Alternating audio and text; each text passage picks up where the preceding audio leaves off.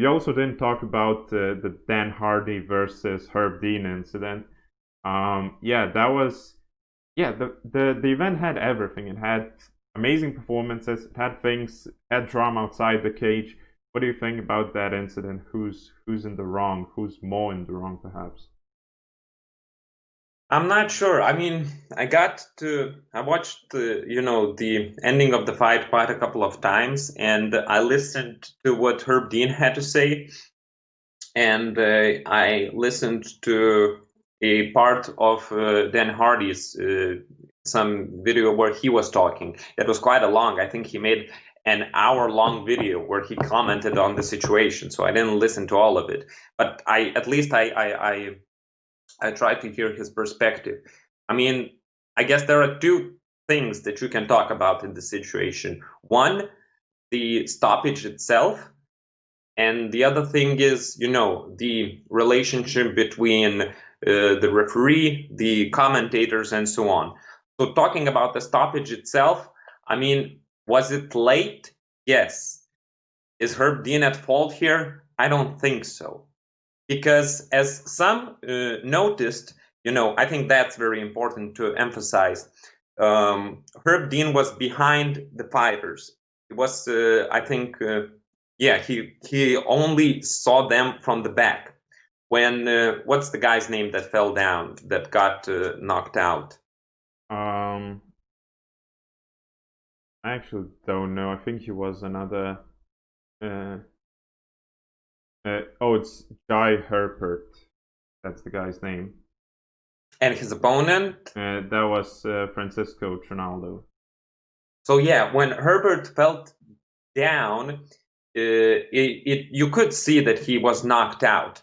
But when Herb Dean, got around Francisco's back, and when he saw Herbert lying on the ground, he saw him, with his head lifted up, with his legs in the air, and with his hands in the air, as if he was about to defend. Now that was probably a situation where, sometimes when guys get knocked out, their, body fixates, like their hands or their legs or even their neck fixate in one, in this specific position, and they're out cold, they're unconscious.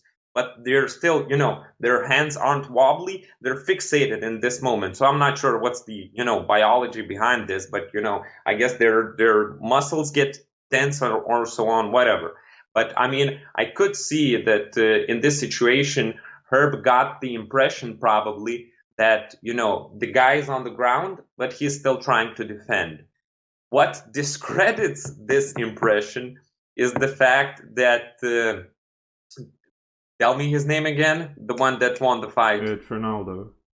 Ronaldo waited before continuing to punch, waiting before continuing the fight. So I don't know. I mean, it was a weird situation. I mean, I think that obviously Ronaldo's punches weren't necessary, and the fact that he, showed constraint, I guess, is a sign of his great sportsmanship. So I think that the fight could have been stopped right there and then when he knocked his opponent down. But I'm not blaming Dean too much. I mean, I get his point of view, and I think it's natural, I guess, for referees, to make these sort of makes these sort of mistakes once in a while. So I don't know. I mean, as I've said, do I think that it's a late stoppage? Yes. Do I think that Herb Dean is at fault? No. Yeah, the thing, I mean, obviously, most people would acknowledge that refereeing is a really tough job, and yeah, knowing when to stop the fight, to not stop it earlier, and to not stop it too soon, and to not stop it too late, like that's quite a big challenge. I do think there were quite a few details that make it seem that it was definitely a late stoppage. Like when your opponent stops hitting you, as if like looking at you, like what are you doing? Just stop the fight. I mean, that's a sign. Usually, fighters like they're just going until somebody tells them to stop. Like they're not observing like their opponent. Like is he out? Is he not completely out? And the fact that he stopped, I mean, yeah, it shows that he's a sportsmanship. It shows that he's extremely experienced and like, yeah, but also like he might know something because I mean he's as close to him as the referee, and like I think like he should have. Yeah, that was weird. That short moment when he's looking at the referee and like he's like, no, no, no, go hit him a couple more times. I definitely. Yeah, I'm sure that Ronaldo didn't he didn't do this and he wouldn't do this, but from this kind of funny perspective, you could technically imagine a situation where someone would use where would someone would manipulate this kind of situation. Like let's say a fighter knocks his opponent down and his opponent isn't out yet, but the one that knocked his opponent down stops, doesn't do anything, looks at the referee with the idea that I want to give an impression that that's it, the fight's over, you can stop it now, and so on. And then, I mean, just to avoid these kind of manipulations, if you understand what I'm saying, I guess the referee should, I don't know, not always count on these situations where the dominant fighter stops for a moment, or the dominant fighter stands still and is looking at him. I feel like that wouldn't really happen. Like that'd be too risky and possibly detrimental if you were to stop and the fight is not stopped. You're just giving your opponent time to recover and to get out of that spot. So I don't think fighters really abuse that and be like if the guy stops, like in Gaethje versus Cerrone, like he knows that his opponent isn't gonna do anything, and like yeah, they're not gonna stop, wait for the guy to recover. Maybe the referee is gonna stop the fight, maybe not. I think that's just too risky. Yeah. And the thing with refereeing, like when people are asking who's the best referee out there, and like names such as Herb Dean or Big John McCarthy get mentioned.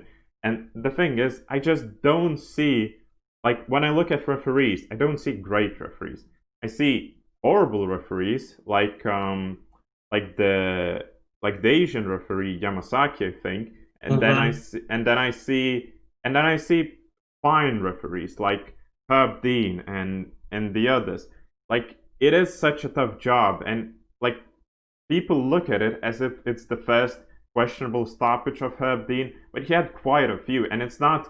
Most of them aren't late stoppages. Most of them people say, "Oh, it was too early." I remember when Aspen Ladd was fighting in the main event, and she was stopped 14 seconds into the first round, also by Herb Dean, and everybody was saying like that's way too early, way too soon of a stoppage. And I agree. Like she was tight. She could have gotten a title shot, and yeah. So with Herb Dean, I think he has like just as not most referees, but the the, the decent referees. Like he has some early stoppages, he has some late stoppages. Most of them are like most of them are optimally in the middle. So yeah, it is a tough job. I don't know how to make it so that um I feel like I mean it's better if there are more early stoppages than late stoppages. This wasn't a title fight, so like you shouldn't have made it gone that Early far. stoppage, more early than late stoppages is better for fighters' health. But more late stoppages than early stoppages would guarantee us a clearer answer every time who's won the fight. I mean, these I think that these kind of mistakes are unavoidable in such a job as a referee. I agree with you that therefore it would seem that there are bad referees and just decent referees, because what makes a referee decent, I think, is the fact that you've got a lot of experience and you've got strict rules. Why, and what are you doing in specific situations? What I like about Herb Dean is that he has arguments and reasons for every decision that he makes. every time, at least most of the time, that there's some sort of a controversy or someone questions his decision, he has his reasons, which he usually explains, and he explicitly states about why he did one or the other decision. And I think that's important. And mistakes where applying his certain rules and experience will unfortunately result in some early or late stoppages. These kind of mistakes are unavoidable in such a job.